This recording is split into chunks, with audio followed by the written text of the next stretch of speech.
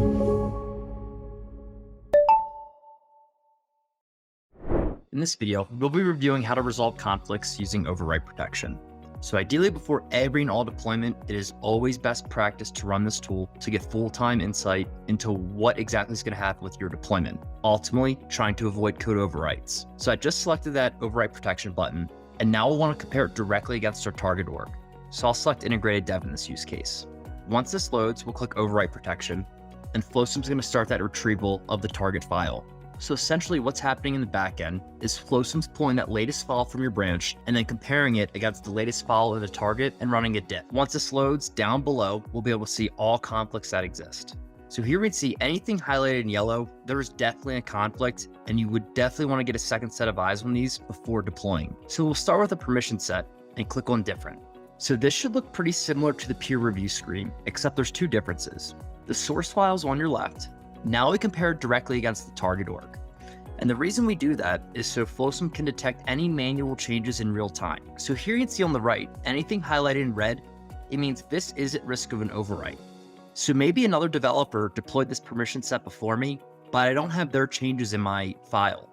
If I don't want to wipe out their work, all I need to do is click these arrows and bring it back into my source file. And here you can see they're exactly the same. No risk of an overwrite anymore. Now, anything in green, these are highlighted as new. So I made these changes in my sandbox, but in either instance, you'll see an X here. Maybe me and another developer were working in the same shared sandbox, and I'm thinking, that's not my change. It's not relevant to my story.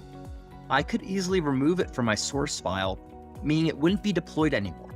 It would still exist in my sandbox, but as part of my user story, I just don't want to move forward with those changes. Next is yellow. Yellow means that this line, it exists in both files, but there's differences. So maybe this was an enhancement request on my side. So I could leave that as is since that's part of my user story. But if I scroll down, maybe I noticed this. Maybe another developer made a manual change and they requested that I don't overwrite their work. Simply bring it back to the source.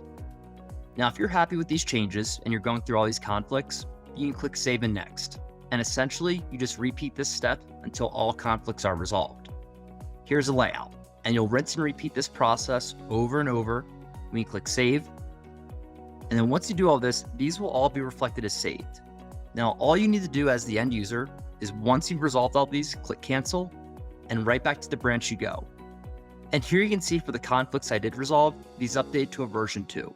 So that's Flosum's native version control and repository working for you in real time. So in short, that is how you utilize overwrite protection to avoid overwriting any other person's code.